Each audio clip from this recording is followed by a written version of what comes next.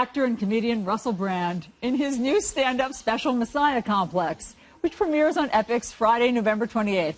Russell is known for films like Forgetting Sarah Marshall and Get Him to the Greek, and for being an all-around social commentator, provocateur, and ladies' man. Here he is now, taking on the role of children's author. Get out of here. Yes. When people think Russell Brand, they don't think children's author. No, I don't know what people think in their private minds. Why are we upsetting Chris? I don't know why I was put over here. I thought nobody put baby in the corner. They won't let me anywhere near the man. May I come closer, sir? Yes. I promise I won't do any of the things to you that have been done before we came on camera. 2014. I actually have a kid who's reading the book, Russell. I'm You're like, the you know. one person who should be near Thanks. to us. Thanks for letting me back in. Thank you. We can all be here together. We can be here together. You have a stack of books on your lap there. I wrote that one. That's Yeah. by me, about how we could reorganise society, speaking to some of the finest minds alive. See the word love going backwards That's within right. revolution? There's no Strong. point having thank you very that's a much. hint. There's no point in having a revolution if it's based on anger or fear or hatred.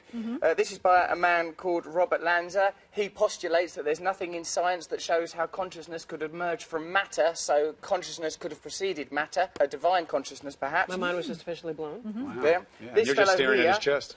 Yuval Noah Harari says that we lived simultaneously with different Homo species for thousands and thousands of years, and the civilization that we live in now is just the blinking of an eye. Civilizations could easily be reorganised. And this one's a children's book that I wrote, mostly about farts. But also about sublime consciousness and how sublime consciousness can be accessed by children and everyone. It's a take on the Pied Piper?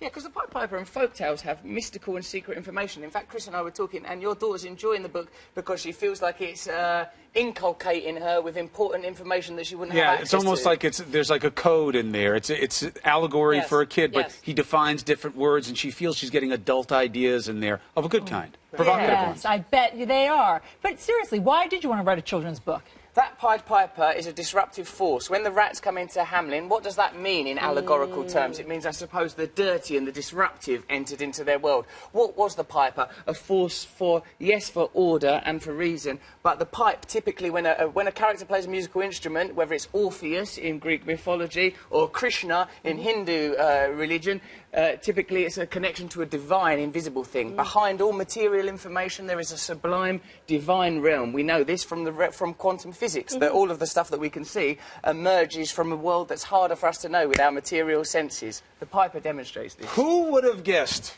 that Russell Brand's draw on the show would have been his discussion of the existential and metaphysics when these two were talking about you like a piece of cheese before you came on here? British cheese. No, never dirty, never polite. bad cheese. Only Stinking ever wretched good old cheese.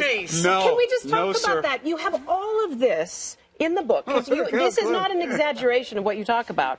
But then it is dashed with liberal doses of potty humor.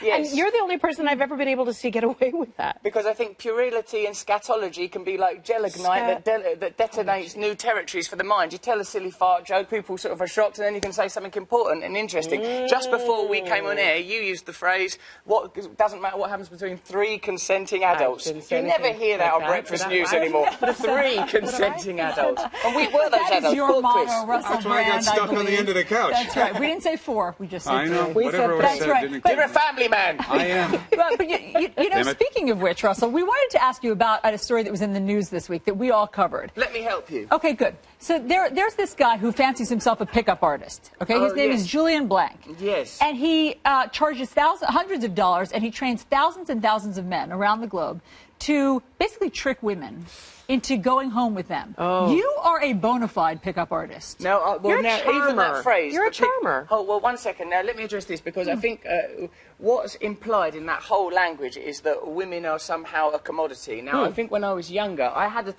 young men really want women, and they don't know how to get them, you know, and I think they're very vulnerable to ideas like, oh, you can pick up women with techniques and ideas. But the truth is that you have to be loving and open and vulnerable and tender and caring to people. When I was younger, I would have probably found ideas like pick-up artistry attractive. Yeah. But when you get a little more sophisticated, you realise that there is no way of tricking anybody into doing things that they don't want to do. That can be anything but negative for both parties involved. So what is your secret? My secret is that I know that within you there is a limitless divine beauty, and within me as well. And if I connect with that, then we'll be okay. And you as well. And Chris, for God's sake. Give it. He's good for everybody. Everybody is beautiful. There's no secret to that. Everybody is beautiful. He smells like love. See? You're not even impervious. Flowers. Love and flowers. Throw him over my shoulder and run somewhere exotic. Even Chris is susceptible. He's not immune to this. What's Change the happening topic here? quickly. Change the topic quickly. Messiah complex.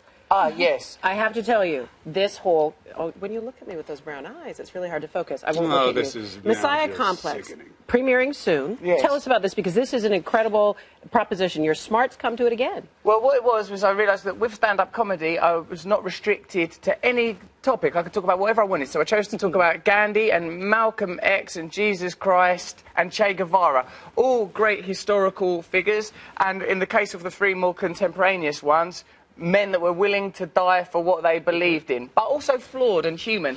And I used it to demonstrate that though we think of Gandhi as being the person that was responsible for the Indian Revolution and kicking the British out of India, or Che Guevara as a significant leader in the Cuban Revolution, or Malcolm X in the civil rights movement in your country, really they were all figures that represented people. They were sort of visible symbols or logos in a way for a much wider Particular movement. affinity to Che, which is why you use the image of him, you know, with you superimposed over it. I admire Che Guevara very deeply, but I know a lot of a lot of people think that, there was a degree of brutality to Che Guevara, but it was, I suppose, a very brutal time. I think what I'm interested in is people that are willing to sacrifice themselves to represent ordinary people when we live in a culture where individualism and materialism is promoted to the degree where communities are lost and our connection to spirituality is lost. So I find those figures very attractive and appealing, and the message very inspiring. Are you okay to move on? Are you all right? Yes, I'm ready to move on. Very quickly, what do you think is going on here in our country with immigration? You know, we're having a big battle about it tonight. Well, I must say I'm not an expert on the subject, but in my country, immigration is always a topic that is used to make working people and people without enough resources focus their energy and negativity on other working people who don't have resources, when there are people at the top of our hierarchical structures that have lots and lots of money and resources. So I don't think the poor people of the world should be hating on one another, but coming together and focusing their energy on the people that have the power and have the resources. You can't change power dynamics by condemning people that have nothing, whether those people are from Mexico or the Middle East, or from Britain. Yes. Are you tortured by the paradox that there is so much wisdom that's coming out of you and that they are looking at you as if We like they were... his mind too, Chris. And by mind... No, I prefer the cuddly bit. Yes, we'll There get it back is. to that in a moment. But first, Messiah Complex premieres on FX Friday, November 28th. That's 10 p.m. Eastern Pacific Time. Be sure to check out the new book, Russell Brand's Trickster Tales, The Pied Piper of Hamelin. There you go. That was a good sentence. Didn't she do a good job? What did I do well? I think you're both magnificent women, and you, Chris, are a fine, fine figure. This is a wonderful representation of America right here. It's one of my favourite news shows. I've learned a lot. Yes. Thank you, all of you.